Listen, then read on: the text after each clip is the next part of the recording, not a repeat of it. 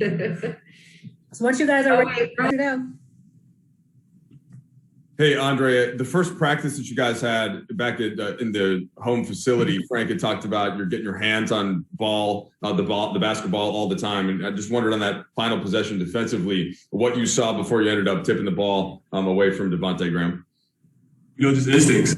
When it's time to win, I just channel that inner me. I just know when to go for steals, and when it's crunch time, I try to make the right decisions, and that was the time to do it.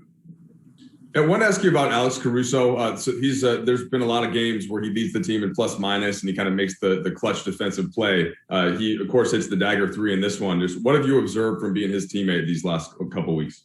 He's a hell of a player. Alex is a great player on both ends of the court. His plus minus numbers say it. There's not much more to say. When he's on the floor, great things happen.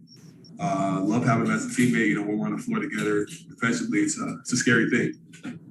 And then, Andre, just summing up this trip, so many different guys out in various games. How did you guys kind of pull together, find a way to go 4-3 as you head home? We're still learning. This is game 4 for me, like 4.5, I guess.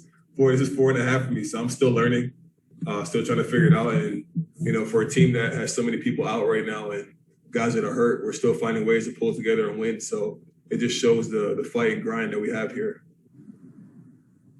Dave? Andre, you had an offensive rebound off a KCP miss late in the game. Tried to kick it back out to the perimeter. It was a turnover. And when you guys went to the bench, the camera showed you kind of punched the chair, and Wes Matthews came over and kind of got in your ear and seemed to be trying to lift you up a little bit. What does that say about how you already made some bonds with guys on this team? And, do you appreciate a teammate coming to kind of pep you up in that moment? Yeah, that moment was a tough one for me because not only could I have went back up and shot it, I just try to make the right play, try to hit him with the dagger three.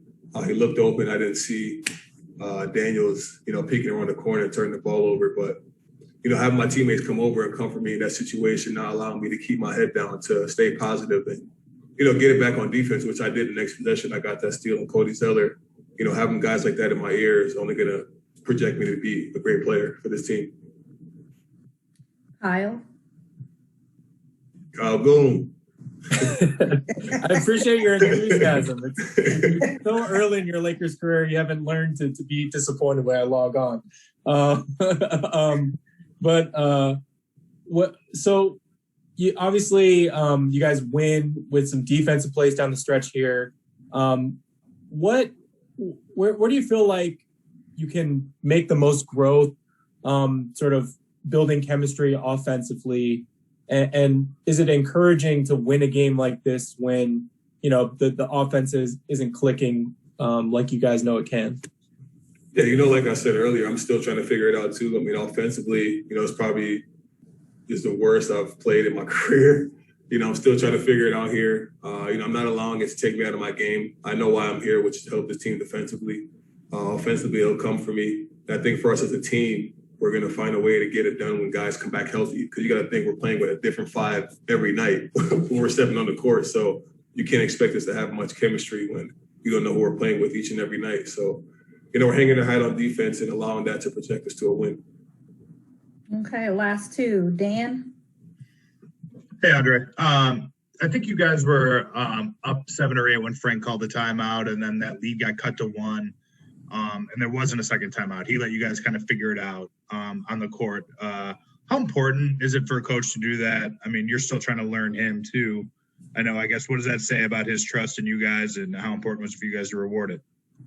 That just shows his trust that he has in us as players and as a team to figure it out down a stretch of games without calling timeouts and, stopping the game. And I think we did a really good job of, pulling together defensively, getting stops that we needed to win the game. Okay, last question. Harrison?